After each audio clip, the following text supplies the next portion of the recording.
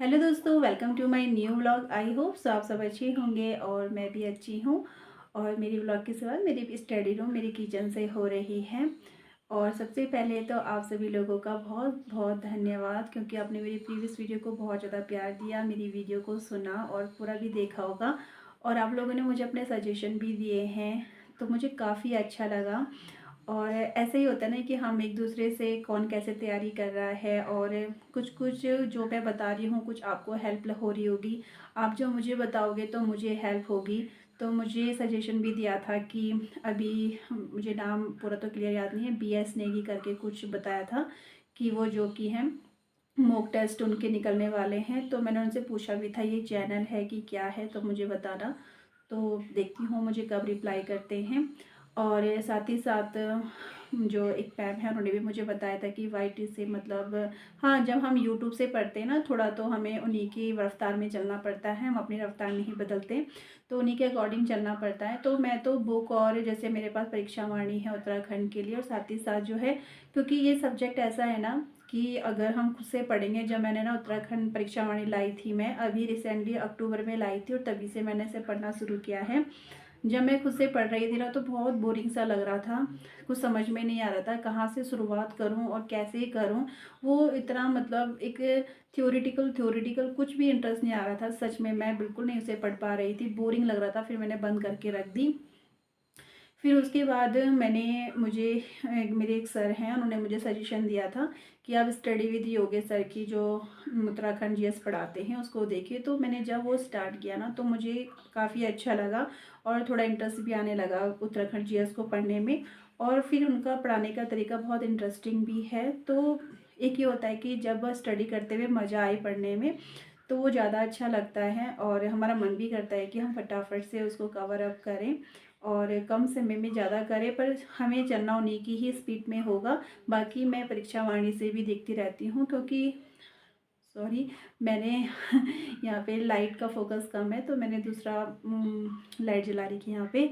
तो मैं यही कह रही थी कि YT से पढ़ने में ये होता है कि हम थोड़ा उन्हीं की ही रफ्तार में चलते हैं। बाकी तो ये है कि जिसके पास बुक है, जिसे बुक से ज़्यादा इंटरेस्ट लगता है, तो वो उससे भी अच्छे से कर सकता है, वो अपने पे डिपेंड करता है। तो बस अभी जो है, और साथ ही साथ बहुत सारी चीज़ें कंफ्यूज वाली भी हैं, क्योंकि मैं जैसे हम पढ़ रहे हैं और आप लोगों ने प्रीवियस क्वेश्चन पेपर भी देखे होंगे, तो समझ में नहीं आ रहा है कि डीपली पढ़ें या लाइटली पढ़ें, क्योंकि देखो कंपटीशन इतना ज़्यादा हाई हो गया है ना। तो मतलब समझ में नहीं आ रहा है कि कौन सी चीज़ पढ़े कौन सी चीज़ छोड़े। तो अगर एक डिस्ट्रिक्ट है तो उस डिस्ट्रिक्ट में इतनी सारी चीज़ें हैं, इतनी सारी चीज़ें कि पूछो ही मत। और ऐसे कितने ऐसे हमें सारे डिस्ट्रिक्टों का पढ़ना है, उसकी सारी चीज़ें तहसील वगैरह बहुत सारी चीज़ें हैं। तो समझ नहीं आ रहा कि डीपली पढ़ें कि थोड़ा एवरेज पढ़ें। तो मैं तो जो पढ़ रही हूँ, तो मैं अपने अकॉर्डिंग मतलब जो मुझे इम्पोर्टेंट लग रहा है मैं उसी को देख रही हूँ कि हाँ ये क्वेश्चन आ सकता है, तो वैसी ही चीज़ देख रही हूँ। बाकी सबकी अपनी समझ होती है कि हाँ, मुझे लगता है ना कि ये इम्पोर्टेंट है और ये पूछा जा सकता है। और क्योंकि देखो कंपटीशन इतना टफ है, तो और ऐसे में इजी क्वेश्चन तो मुझे नहीं लगता कि एकदम से पूछ लिया जाएगा। पर कभी भी हो सकता है कि एकदम से इजीली क्वेश्चन भी पूछ लिया जाए। पर लेकिन जैसा कि UP ट्रिपल SC ने LT के एग्ज़ाम में किया है, तो भगवान करे ऐसा ना हो। और ऐसा ना हो, क्योंकि हम सिलेबस के अकॉर्डिंग चल रहे हैं, और जो टॉपिक दिए हैं उसी टॉपिक से ही मतलब हम जो तैयारी है वही टॉपिक के ऊपर कर रहे हैं। तो मैं भी वैसे ही कर रही हूँ। बाकी तो अब देखेंगे, बाकी जैसा भी एग्ज़ाम होता है जैसे भी जाएगा। बाकी तो भी मैंने पूरा कवर अप कुछ नहीं किया है। और मुझसे पूछा गया था कि आप GS किससे पढ़ रहे हो, GS के लिए क्या वो कर रहे हो आप। तो सच में बोलूँ, मेरा जो GS है बहुत ही ज़्यादा वीक है, क्योंकि मैंने कभी ऐसे कोई भी ऐसे एग्ज़ाम नहीं दिए हैं जहाँ पे मतलब ये भी मेरा फर्स्ट टाइम है, मैंने नहीं दिया है। और ऐसी तैयारी के साथ तो बिल्कुल भी नहीं। और तो फिर मेरा जो GS है वो थोड़ा वीक ही समझो, और मैं अभी उस वीक पॉइंट को नहीं उठा रही हूँ, वो मैं लास्ट टाइम पे ही देखूँगी। तो कौन सी बुक दे लूँगी वो मैं आपके साथ ज़रूर शेयर करूँगी मैं। और बाकी हिंदी के लिए मैंने बताया था कि हिंदी लूसेंट की बुक जो है वो मैं देखूँगी। और बाकी जो रीजनिंग वाला सब्जेक्ट है और मुझसे पूछा था कि आप किस तरीके से नोट्स वगैरह बना रहे हो। तो मैं आपको बताती हूँ मैं कैसे नोट्स वगैरह बना रही हूँ। जो हम एक टॉपिक होता है उसके बारे में जानकारी पूरी होनी चाहिए कि कहाँ से क्या जो भी है, तो वो अपनी समझ के ऊपर है कि हम किस तरीके से समझ पाते हैं। और क्योंकि सबका देखो लिखने का तरीका, नोट्स बनाने का तरीका अलग होता है। और जब हम लिखते हैं ना, मेरी तो पहले से ही आदत है, बिना लिखे मुझे ऐसा लगता है मैंने कुछ नहीं पढ़ा। तो मैं जो भी चीज़ मुझे लगता है कि इम्पोर्टेंट, तो उसको मैं नोट कर लेती हूँ। क्योंकि कभी कभी ये होता है कि हमारे मतलब माइंड में आ जाता है कि ये चीज़ मैंने नोट की थी, तो ये हमें याद रहता है।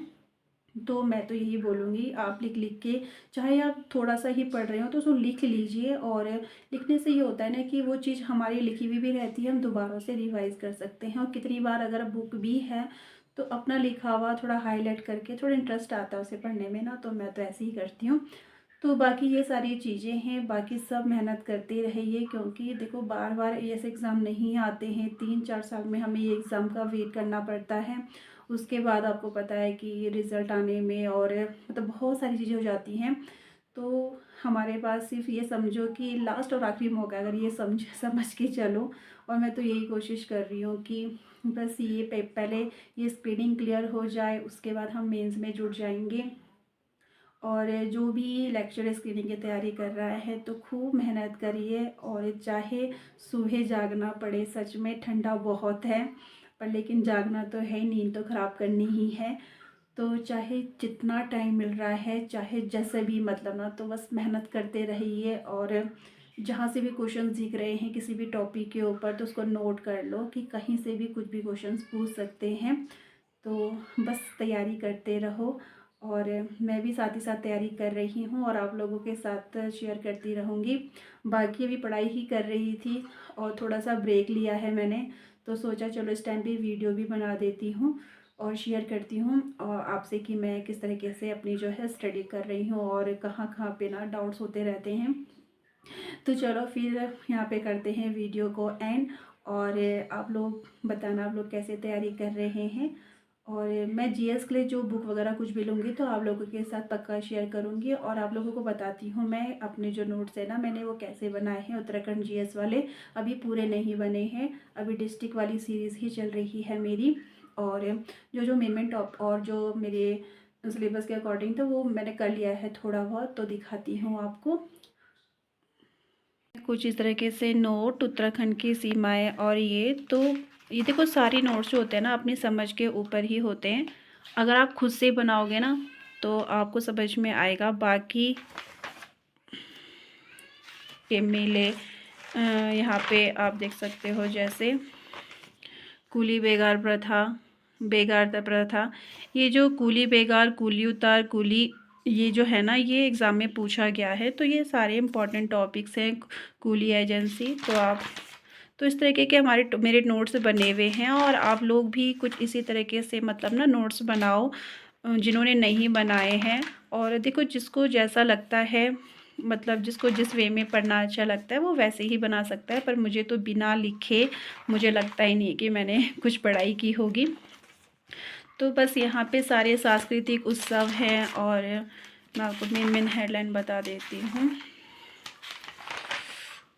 जैसे नाट्य, फिल्म एवं प्रमुख त्योहार कौन से हैं, उत्तराखंड के प्रमुख मेले कौन से हैं, देवी धुरा मेला, तो ये सारी चीज़ें, गढ़वाल के प्रसिद्ध मेले।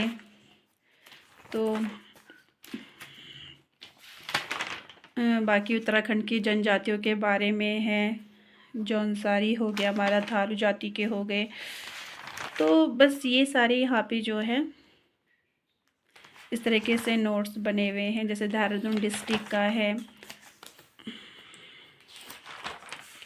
और ये तो अभी मैंने यहाँ पे हाईलाइट वगैरह कुछ नहीं किया है। तो मैंने ये पौड़ी का पढ़ रही थी मैं, तो अभी इसको मैंने दोबारा से रिवाइज़ करूँगी तो फिर हाईलाइट करूँगी।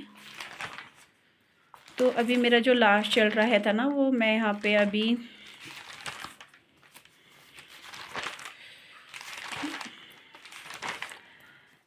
मैंने रिसेंटली ये ख़त्म किया है यहाँ पे। तो अभी जो मेरा है ना ये रुद्रप्रयाग चल रहा है और बस इस डिस्ट्रिक्ट को ख़त्म। तो जैसे मैंने अभी आपको दिखाया कि आपको किस तरीके से अपने नोट्स वगैरह बनाने हैं, बाकी तो आप पे डिपेंड करता है कि आपको बुक से हाईलाइट करके पढ़ना पसंद है या खुद के नोट्स बनाना। तो सबका पढ़ने का तरीका अलग अलग होता है, तो मेरा तो इसी तरीके से है। और बस अपने मतलब छोटे छोटे जो भी चैप्टर्स हैं उसे कंप्लीट कर रही हूँ और जल्दी से जल्दी, क्योंकि हमें रिवीजन के लिए भी वक्त चाहिए। सिर्फ उतारने से कुछ नहीं होता है कि हाँ आप ये मत सोचिएगा इतना सारा उतार ले तो मुझे सब आता है, ऐसा बिल्कुल नहीं है। क्योंकि जब तक मैं उसे रिवाइज़ नहीं करूँगी 1 2 3 4 5 6 मतलब कम से कम 5 6 बार रिवाइज़ नहीं करूँगी, तब तक वो मेरे दिमाग में बिल्कुल नहीं छपने वाला। तो और बस ये लिखने का मेन मोटिव ये होता है ना कि हमारे पास लिखित में है तो हम उसे कभी भी अगर एक एक दो दो पेज रोज़ देखेंगे तो वो रिवाइज़ होता रहता है। और रिवीज़न करना बहुत ज़्यादा ज़रूरी है, चाहे आप 2 पेज लिखो चाहे 3 पेज लिखो, जब तक रिवीज़न नहीं होगा तो आपको बिल्कुल भी ऐसा लगेगा कि मैंने कुछ किया ही नहीं है। तो रिवीज़न बहुत ज़्यादा ज़रूरी है और मेरी भी कोशिश है कि मैं रिवीज़न थोड़ा थोड़ा करके करते रहूँ। तो बस पहले ये डिस्ट्रिक्ट सीरीज़ कंप्लीट कर लूँ, उसके बाद थोड़ा ये कि रिवीज़न स्टार्ट करूँगी ये वाला, नहीं तो जो भी लिखा है ना वो सब स्किप हो जाता है। तो चलो वीडियो ज़्यादा लंबी नहीं करते हैं, और अगर आपको मेरी वीडियो अच्छी लगेगी तो लाइक कमेंट शेयर ज़रूर कीजिएगा। और आप लोग मुझे कुछ सजेशन करना चाहते हैं तो बिल्कुल सजेस्ट कीजिएगा ताकि मुझे भी हेल्प मिले। तो फिर मिलते हैं नेक्स्ट वीडियो में। Bye bye to everyone.